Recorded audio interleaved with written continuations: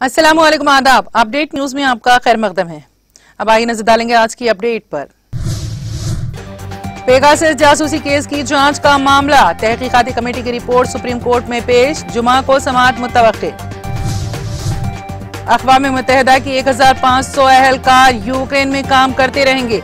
Ukraine में बढ़ते तनाव के माहौल के दरमियान अक़वाम मुत्तहिदा का इक़दाम। मुल्क भर में कोविड वैक्सीनेशन का अमल जारी, एक दिन में 35,50,000 से ज्यादा लोगों को लगाई गई कोरोना वैक्सीन।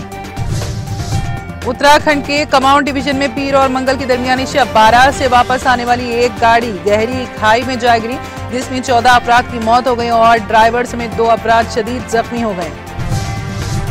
मोदी 24 फरवरी को अमेठी में अवामी रैली से करेंगे खिताब। इस मरतबा इलेक्शन में भी अपनी बरतरी को कायम रखने मोदी की हर मुमकिन कोशिश जारी।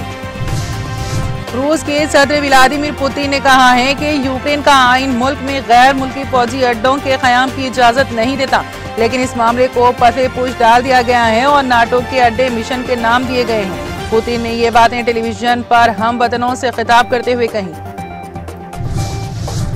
आंध्र प्रदेश के वजीर सनत एम गौतम रेड्डी, जो गुज़िश्ता रोज दिल का दौरा पड़ने से हैदराबाद में चल बसे थे, की नाश पड़ोसी रियासत आंध्र प्रदेश के उनके आबाई जिले नेल्लूर मुंतकिल की गई। तेलंगाना के दारुल हुकूमत से बजरिए हेलीकॉप्टर उनकी नाश नेल्लूर मुंतकिल की गई।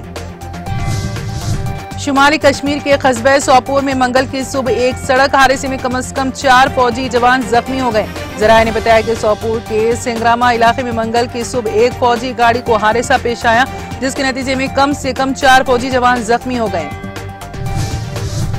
लद्दाख यूनियन टेरेटरी में मंगल की सुबह जलजले के हल्के झटके महसूस किए गए, ताहम किसी जानी हमारी नुकसान की कोई इत्तला नहीं है। रेक्टर स्केल पर इस जलजले की शिद्दत 4.3 रिकॉर्ड हुई है, जबकि इसकी गहराई 10 किलोमीटर थी।